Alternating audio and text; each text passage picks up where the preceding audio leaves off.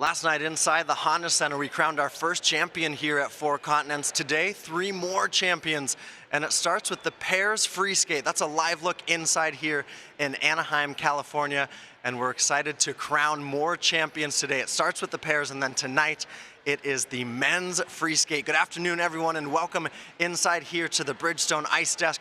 Brooke Castile, as always, is along with us, but I'm happy to say we're joined by one of the best pair skaters of the last 2 decades in the U.S. That's the intro you deserve. John Baldwin is here with us. John, it's good to see you. Thank you. I love hearing that. Yeah, of course. You know, it was just a couple years ago, right, that you won Four Continents. Yeah, it was like 2 years ago. Yeah, a few years ago. As far as I remember, yeah. This is always a tough competition for the skaters to come back to, but I think we've got some throwback photos. There you are. Oh, nice. Look at that. He still has hair, so that's good. He does. You and your partner, Rena Inouye, and this was 2006, and then the next year you medaled as well. Yes, I do. I remember doing this right after the national championships. It's always hard to do that and build up after the national championships because you're on such a high, and then you got to go to the Four Continents. But always a good competition to get you going for the World Championships. Okay, now update people on what you're up to. No longer are you throwing Rena for that famous throw triple axel. What do you guys do? You're not doing that at home now still, are you? I do miss skating a lot. I really do. I really do. But no, I'm the general manager of a car dealership now. My wife, Rena, is raising our 2 kids, Liliana and Madeline. Yeah. 3 and 7. Awesome. And are they skating, the girls? They skate once in a while. Okay. Yeah, once in a while. We're not going to push them into anything, but I think they like it. Okay, so Brooke actually tipped me off on this. John, I hadn't seen this before, but you mentioned Rena. I mentioned her as your skating partner. You mentioned her as your wife. Well, here it is, 2008 proposal. How'd this go? Oh, that was really unexpected from everybody else except for me. I said, I'm going to do this today. This is where this is going to happen. She couldn't believe it. Look at that. It's fun to watch that.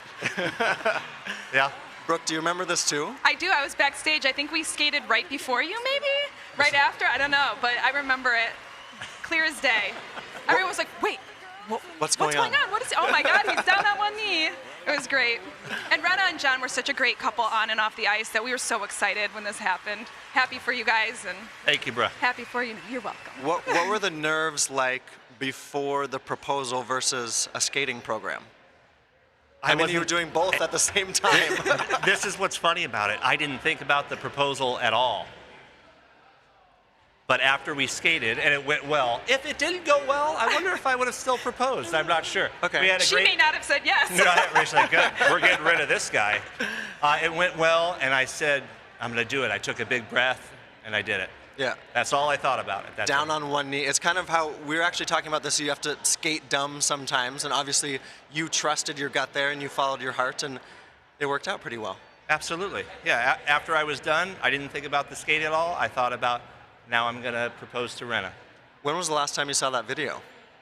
It had to be years from now. Yeah. It's nice to see. Yeah. It's nice. Thanks for bringing that up. What do you sort of remember as you look back? You're a 2-time U.S. champion. You're a 4 continents champion, obviously as well. You, in a lot of senses, you carried U.S. pairs and really helped continue a great tradition. What do you remember most about your career, or what stands out when you think back to it? Well, thank you for that. The beginning of our career, just wanting to quit, saying, I can't do this. This is never going to work. All of the adversity we had at the beginning, and then just pushing through it, and then culminating at the Olympics, and then with the throw triple axel, and then everything we had accomplished as a pair team.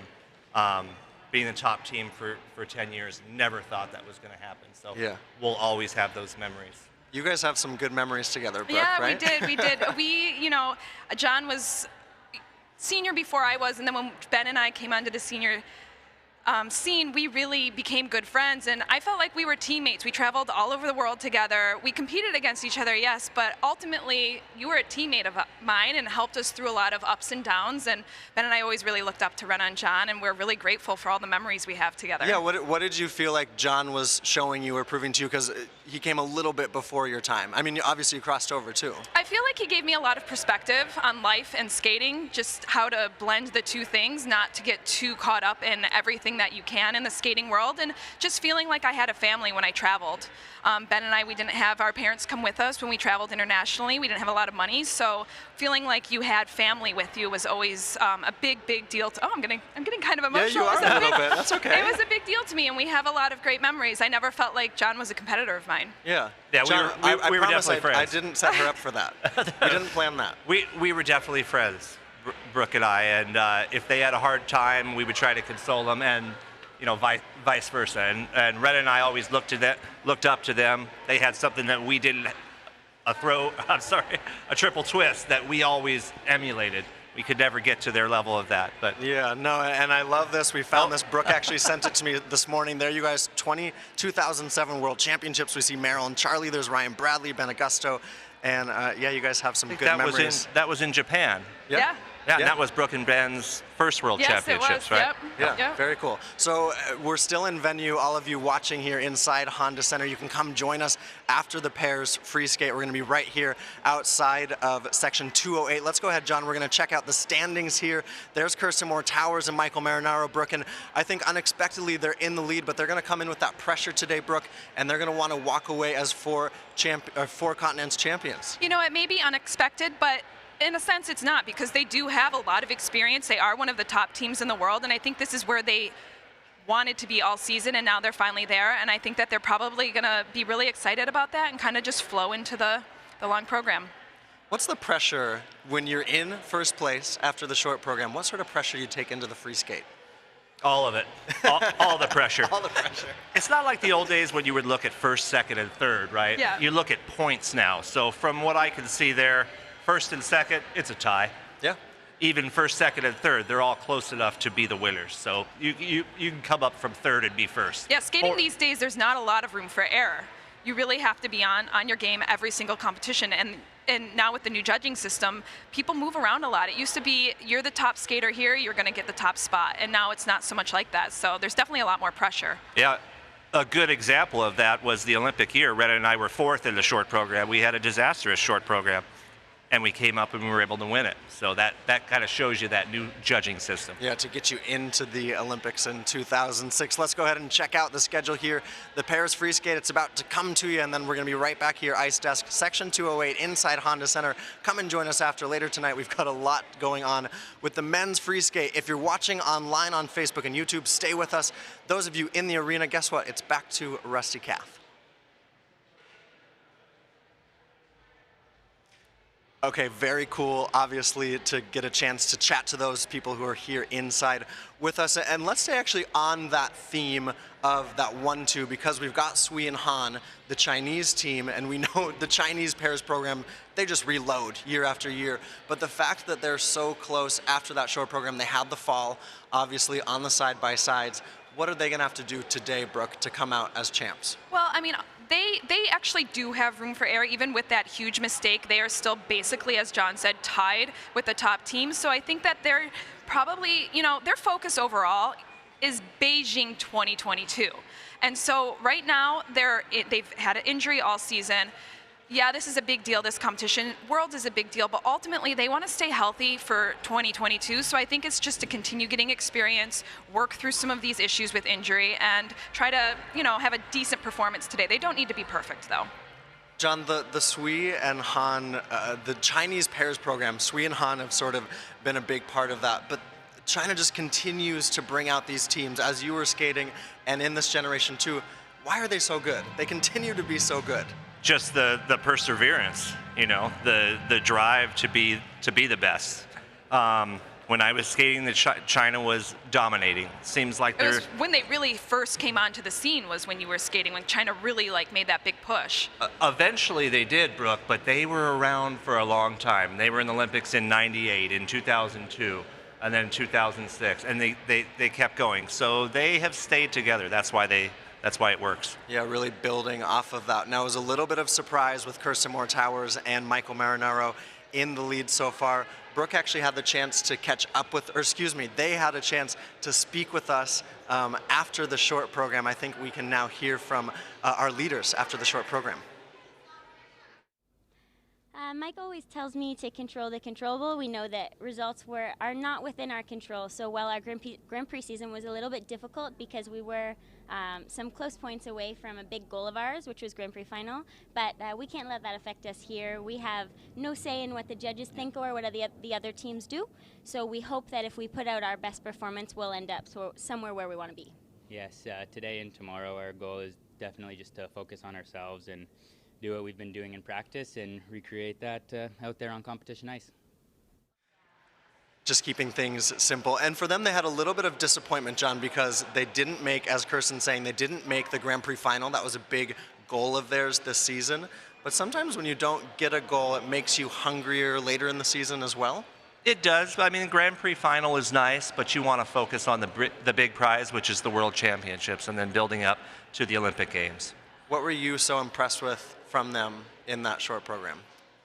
Just the overall component and the GOE on every event was outstanding, and I thought it was comparable to someone like Sui and Han, who are reigning Olympic silver medalists. I think to see them just feel so comfortable and fast and not look like they were thinking through things, which is kind of what it looked like all season. I think they said that even there. Just to see them relax and just skate lights out was really exciting. Yeah, it was really big. And the fact that they skated, they're going to skate last today, but they skated last in that short program, that's never an easy position in the short or the free. Is there that extra pressure when you skate last?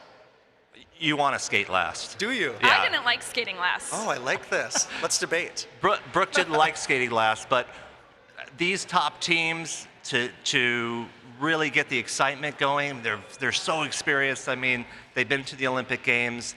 They want to show, look at what I've got now. And the only way you do that is by skating last and confirming that, oh yeah, they were the best.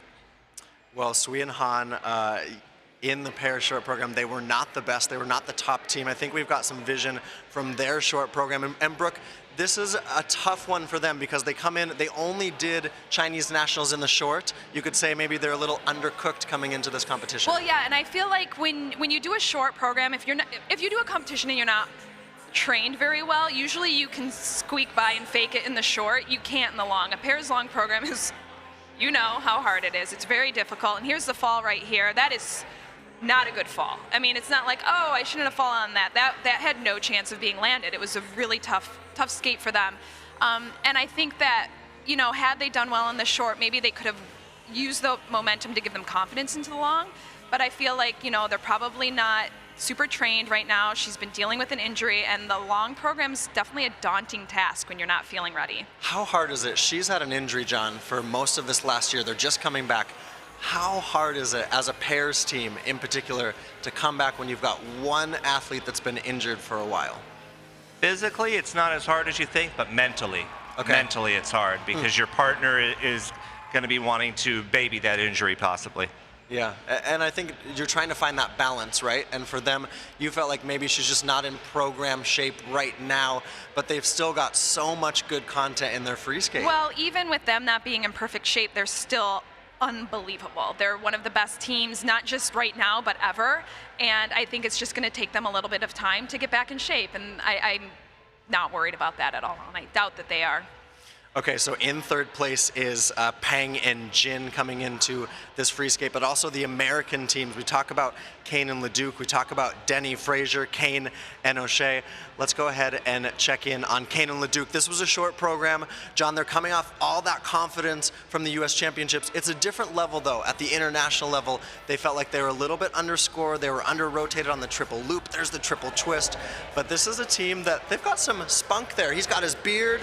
She's got that pink dress. They've got a lot of personality to them. They have a lot of confidence. That's what they exude. And after coming off a national championship and winning it, and then you're going to 4 continents in your own country, yeah, a lot of momentum. I think they're going to do really well in the long. Yeah, I completely agree. I think you can't say everything you said is exactly right. Coming off of a national championship win, it's the best feeling, and that momentum is definitely a thing. When people say that momentum's not a real thing in sports, that's wrong. Yeah. It absolutely is.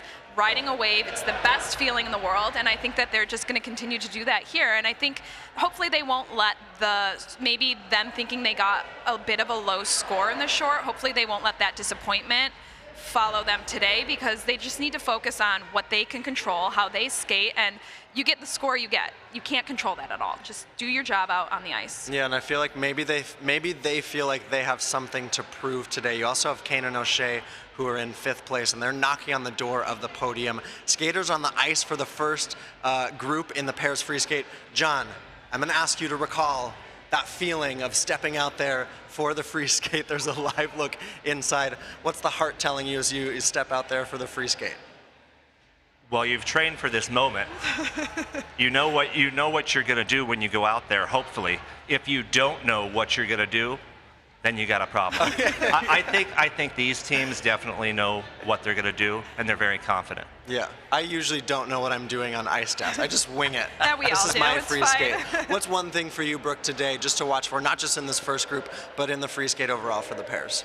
I think it's going to be, who can make the most minor mistakes, trying to avoid major mistakes, missed side-by-side jumps, both people missing one of each jump. Sure. And, trying to not put a foot down on a throw, trying to not step out of a throw, but keep things very minor, and rotating. Rotate the throws and jumps, stay on your feet. It's the name of the game. You remember all of that. Simple, right? Well, muscle memory is what she's talking about. Yes. It'll happen. Yeah, don't let your brain, don't overthink things. Don't try too hard. Just go out and trust your training. It's easy to say that, right? Yes, it is. We always say that, but yeah. You guys like sitting on this side of the desk versus being out there now? Love it. Yeah, I like both. All right, John Baldwin, thank you so much You're for welcome. being with us. One of the best U.S. pairs skaters in the last 20 years. Brooke, we're going to be back here on the Ice Desk, on Bridgestone Ice Desk. After the pairs free, it's time. Go ahead and check out your local listings. Get that NBC Sports Gold figure skating pass. It's the pairs free at 4 Continents. We'll see you guys later.